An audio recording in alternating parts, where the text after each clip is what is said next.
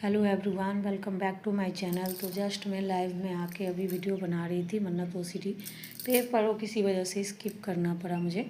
तो मैं यही कह रही थी, उसमें भी मन्नत ओसीडी क्यों होती है। मन्नत ओसीडी अज्ञानता के कारण होती है, आधा अधूरा ज्ञान के कारण होता है। कुछ लोगों की बातों में आकर, कुछ लोगों की बातें सुन के आप जो है इस माइंड के चक्कर में पड़ते रहते हो और धीरे धीरे ओसीडी के शिकार हो जाते हो। ठीक है, तो पहली बात, इन लोगों का सुनना बंद कर दो आप। दूसरे नंबर में ये मानो कि आप अलग हो, मन अलग है। ठीक है।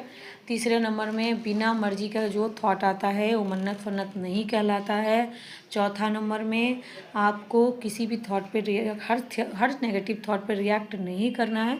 इसे मन्नत तो पहली बात माननी ही नहीं है, ये एक नेगेटिव थॉट है। ठीक है।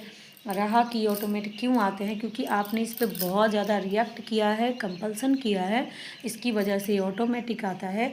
और पूरा ज्ञान प्राप्त करिए, क्योंकि पूरा ज्ञान प्राप्त नहीं करिएगा तो ये माइंड आपको परेशान करेगा ही करेगा।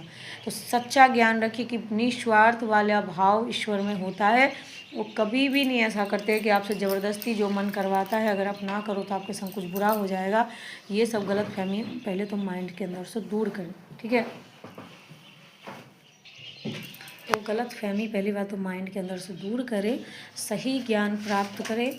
और ये मन्नत ओसीडी चाहे किसी प्रकार का ओसीडी उन्हीं लोगों को होती है जिनका माइंड कमज़ोर होता है, जिनमें अज्ञानता बहुत ज़्यादा होती है। तो पहले तो माइंड को पावरफुल बनाइए, सुबह उठना शुरू करिए, एकदम 4 बजे 4:30 बजे कंटिन्यू उठना शुरू कर दीजिए। नाम जप शुरू करिए, भगवान का ही नाम जप आपको इस गंदगी थॉट से छुटकारा दिला सकता है। और कुछ चंद लोगों के कारण अपने भगवान से आस्था मत कम करिए। जैसे कई लोग भगवान के नाम पर जो सब करते हैं, ऐसा नहीं है।